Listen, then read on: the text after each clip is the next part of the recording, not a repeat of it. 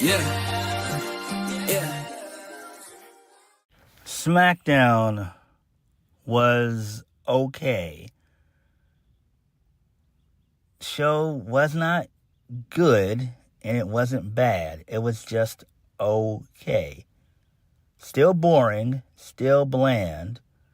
And we got a couple things on the show that were kind of interesting, but for the most part, to sum it all up, the show at best was okay. So we're going to get into Smackdown from June the 6th, 2025.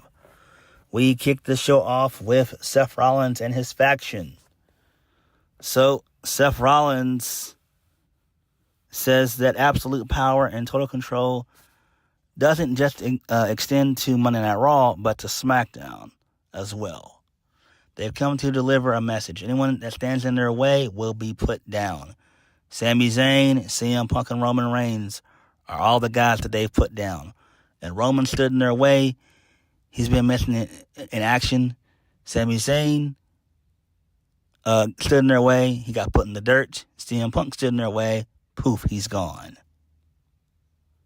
So then out comes Solo Sikoa and his Timu bloodline.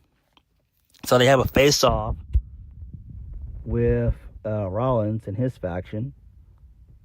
So Solo tells Seth Rollins that he said if anyone gets in their way, he's just going to lay them out and no one can stop them. Solo tells him that's right. So Solo tells Seth Rollins that they're standing in the ring right now. So,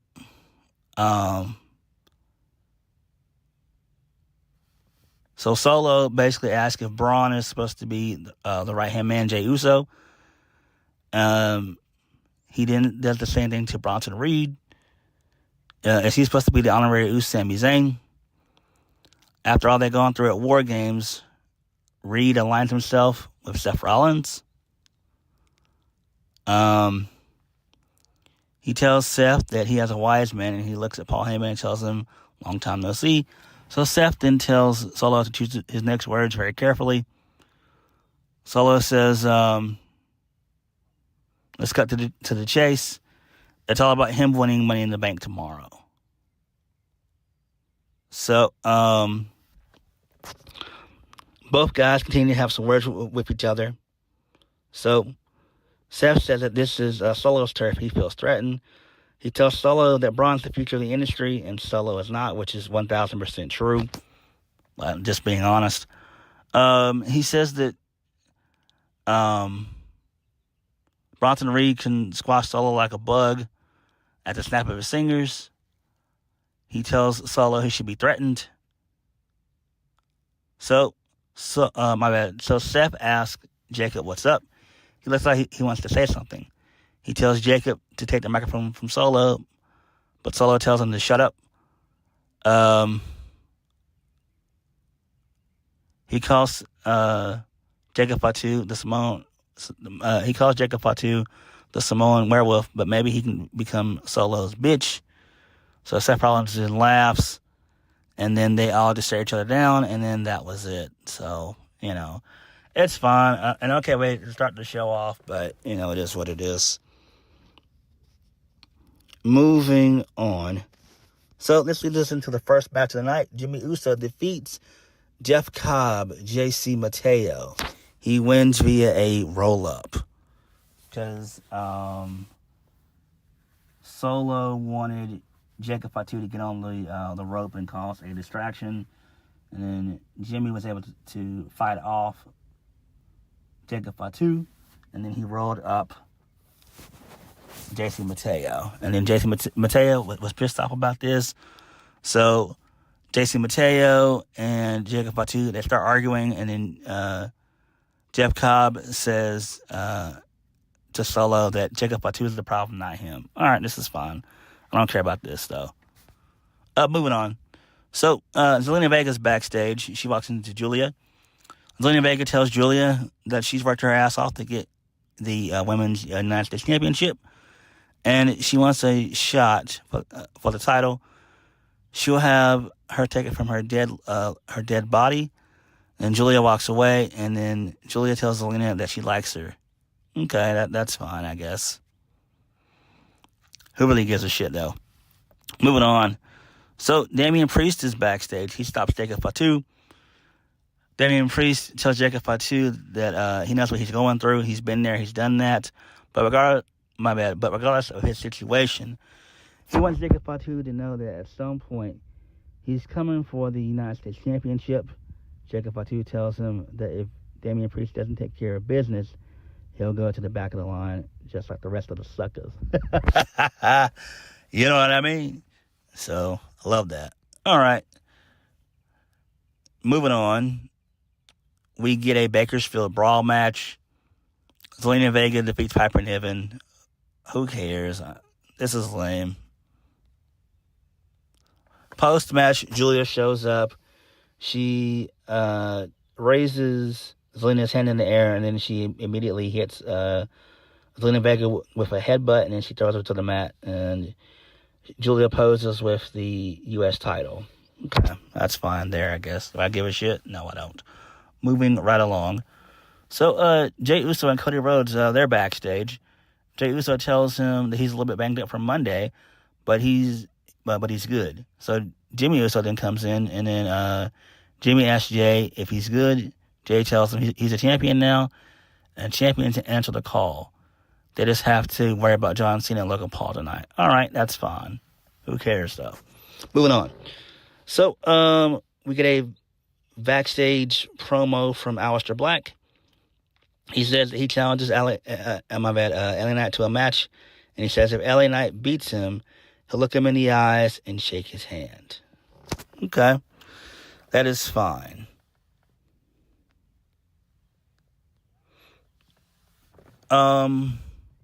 This leads us into Aleister Black versus LA Knight. It ends in DQ because Seth Rollins gets involved.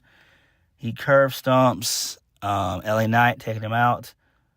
And then his faction, they beat the shit out of LA Knight and Aleister Black.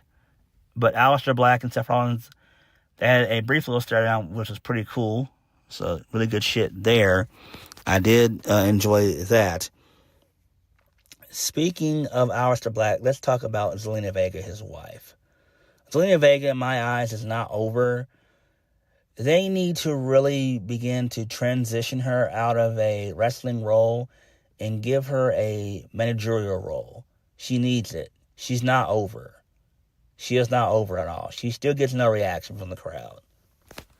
It's just, I don't get it. I would love Triple H to pair her back up with Andrade. I think that would be fucking awesome. But it's probably not going to happen. Moving on. So, this leads us into Nick Aldis and Adam Pearce being backstage. They announced the King and Queen of the Ring tournaments. The finals will take place in Saudi Arabia at Night of Champions, which is in late June. They also state that the King and Queen of the Ring will get a title match against the top champion of their respective brands at SummerSlam. Yay. So this is more Owen Cup stuff, basically. So, I mean, that's fine, I guess. So, Triple H is copying Tony Khan. Well, no, Triple H, he's always kind of done this. So, it's just an easy way to book championship matches. Who really cares? Maybe Seth Rollins will win this, maybe. I don't fucking know. Do I care? Nah, I don't. I really don't give a shit. Either way. Moving on. So, this leads us into Byron Saxton, who has a backstage interview with Jade Cargill. Jade tells Byron that it feels great to be in Queen of the Ring. She's the Storm, and she can't wait to go through the tournament. And when the dust settles, she'll be the Queen of the Ring.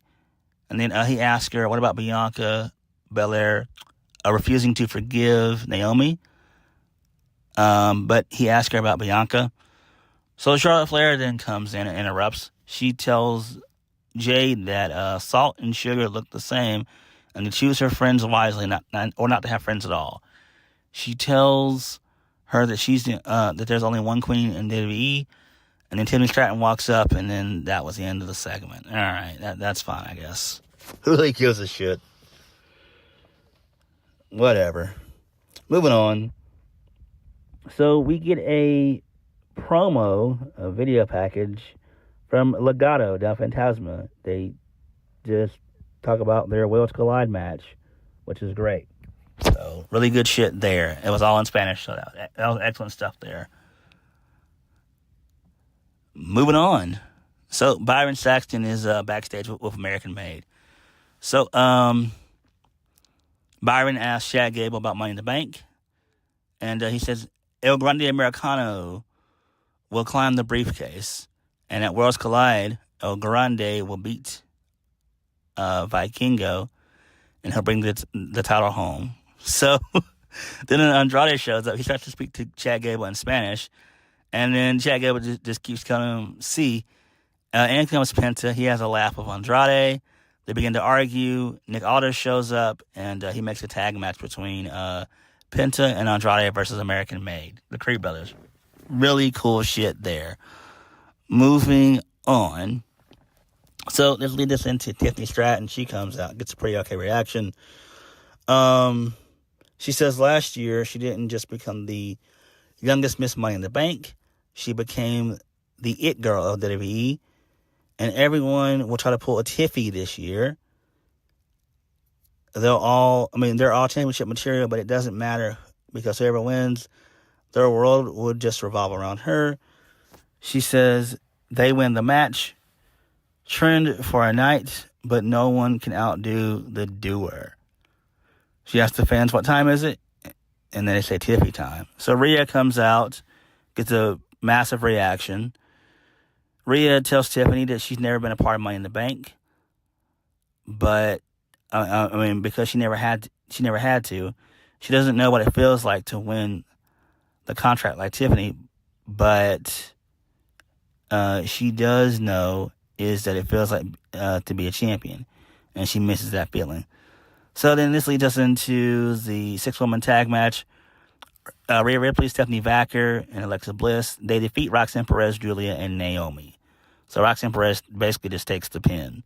Okay, that's fine. She loses via Riptide. All right, cool shit there. Moving on. So Solo, he's backstage with JC Mateo, a.k.a. Jeff Cobb. So Solo tells Jeff Cobb that Jacob loves him, and he tells him that Jacob Fatu is not that smart, and he just thinks about himself. He's all gas and no brains. He tells JC to handle business tomorrow, and then they walk away. And then Jacob Fatu, he walks in, he overhears them, and then he's really pissed off. So really good shit there. I do like that. I do expect him to cost Solo at Money in the Bank. He should, and that would be fucking awesome. Moving on. So the Street Profits, they are in a backstage segment with all of the SmackDown tag teams. So them, Fraxium, Motor City Machine Guns, DIY. They basically all want to go after the Wyatt Six. So whatever, that shit doesn't matter to me. This leads us into Penta and Andrade versus American Made. So basically, Seth Rollins, Stable, they show up again for a second time of the night, and they beat the shit out of Andrade and Penta. So that's pretty cool there. So basically, Paul Heyman gets on the mic, and he says, they don't fear the future because they are the future. He says, Seth told everyone before WrestleMania what the industry was becoming. Seth told everyone that what would happen at WrestleMania, and it happened. Seth said he would get Roman out of the way, and they did. Seth said that they would take out CM Punk, and they did. Paul Heyman says everything that Seth Rollins tells him is the truth. Seth is the vanguard of the industry. Paul Heyman tells the fans they can boo all they want to, but Seth Rollins will become Mr. Money in the Bank. Paul Heyman says when Seth wins, Seth will decide who, what, where, and when.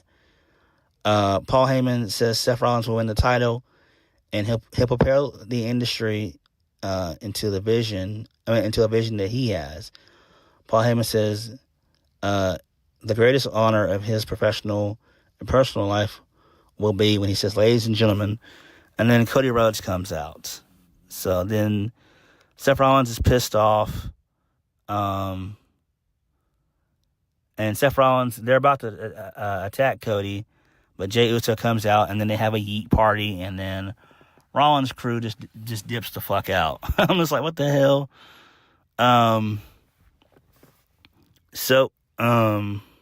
Basically, this leads us into the closing segment. So Cody Rhodes says that John Cena called him desperate.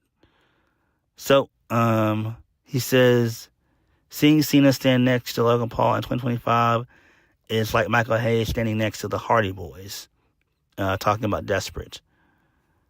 Cena doing what he did at WrestleMania after the career he had.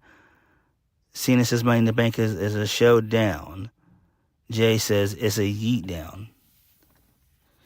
So John Cena then shows up along with Logan Paul. And then basically there's a fight that breaks out. So the heels, they stand tall, basically.